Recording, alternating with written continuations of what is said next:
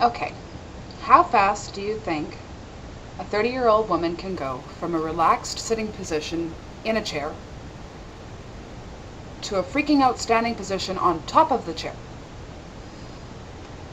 To mathematically figure that out, you'd have to figure out the rate at which the cat walked into the dining room with the cute little gray mouse in its mouth. I just got down off the chair. Okay, backstory. I'm sitting here happily typing away in my forums, and I hear crashing like crazy upstairs. I'm used to the cats playing at night. Like, there's 3 of them. They get rather noisy when they get active. This crashing was a little louder than normal. She comes down, and I turn around to see what the hell she's got in her mouth, and I see these big googly eyes looking at me. It's a mouse. It took me probably about a quarter of a millisecond to jump to a completely vertical position on top of my chair. Meanwhile, trying to reach for the phone so I could call Cliff and tell him to come and kill the thing or get it away so that she doesn't try and offer it at my feet. Anyhow, he came. We looked. She'd let it go. Or it got away. They were playing cat and mouse or whatever. So she hasn't actually caught it yet. So I'm still rather paranoid sitting here. You'll see me constantly checking the side to make sure when a cat goes by there's no mouse in their mouth. Princess is sitting beside me acting rather weird at the moment. Yeah, so if this video cuts out quickly, you know why. I'm standing on the chair again and don't feel like humiliating myself on public video. Anyway, the idea of this actually got me thinking a little bit. Fears are supposed to have some sort of basis. For instance, I have this really weird, well, not weird, but I have this fear of bridges. I can walk over a bridge fine, but I have this fear of driving over bridges. You would have gotten a real kick out of seeing me when we moved to Manitoulin Island and we had to go over the swinging bridge. That was interesting. I kept begging that he stop the car and let me walk over. He was like, it's like 2 miles. I didn't care. Anyhow. Okay, I can trace that back. When I was young, my parents would constantly go out to their friend's place to go drinking. And I hated it. I hated when they got drunk. I hated the trip out there. I hated everything about it. And there was this little wooden rickety bridge that we had to drive over every time. So logically, it makes sense to think that maybe my fear of bridges stems from that. And it has more to do with being with my parents and their friends when they were all drunk. Like, I was just a little kid, 4 or 5 maybe. So that fear has a basis. It doesn't make sense in the logical sense, but at least I understand how I probably came to be afraid of bridges. I don't know how I came to be afraid of mice. Like, I like snakes. I hold snakes whenever I can. I can't wait to get a corn snake or a boa. My ex had a boa. I loved playing with it. I like hamsters. There's one sitting 2 feet away from me, my son's little hamster. I won't necessarily cuddle with it, but I'm not afraid of it at all. Maybe it's because mice run wild. It's not the idea of them carrying diseases, because to be honest, there's more diseases floating around in the air than there is in your average everyday house mice. Mouse. Whatever. House mice. Mice house?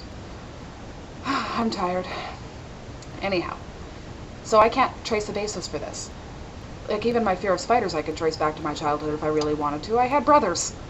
But we didn't have a lot of mice where I lived. Like, I don't remember there ever being a mouse in my house as a child. In this house, we've never had a mouse the 2 years that we've lived here. This is the first one. So anyway, no basis for how I'm afraid of mice. So I can't exactly figure out how I am.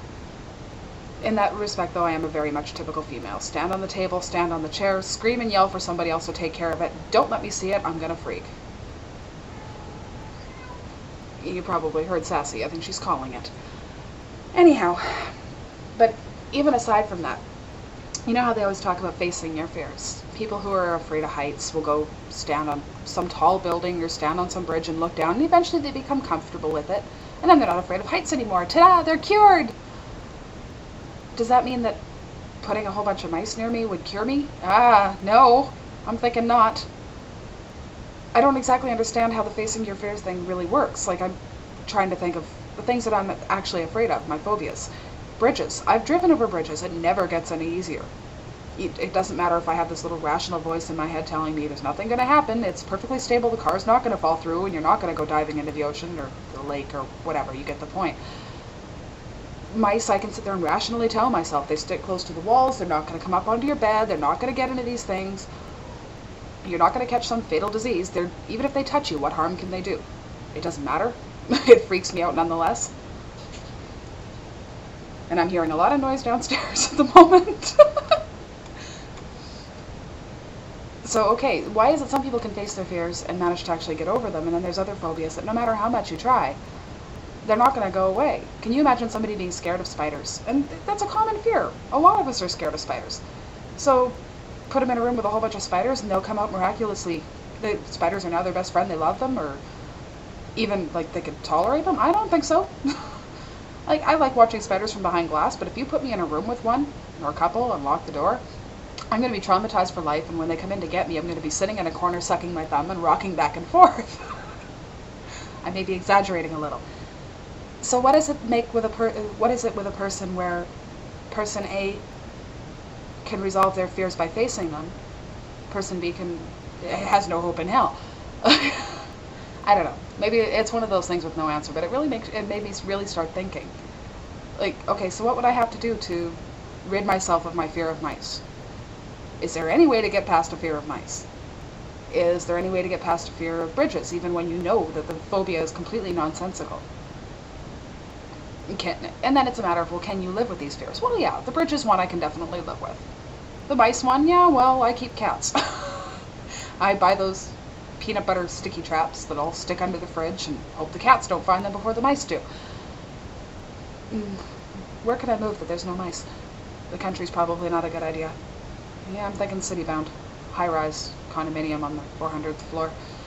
Yeah, so what fears do you have? How have you managed to face them? If you're afraid of something, do you know how you originally got that fear? How you came to be afraid of that? Is there any way that you could face your fear and manage to actually get past it? Or are you one of those people that it just doesn't make sense? Coming head-on with your fear isn't going to make it any easier to deal with. It's just going to traumatize you further. I'm curious to know how other people react to the things that they're afraid of. And that's it. Now I'm going to go and put my feet back up on this chair. I've got my running shoes on right now just in case, because bare feet, didn't want the mouse running over me. Sassy's about 3 feet away from me and she's still hunting. So chances are I'm going to be up till 3 when Cliff gets home so that he can go chase after the mouse. I won't let him go to bed until he finds it. I love being the bossy one. So, have a good night.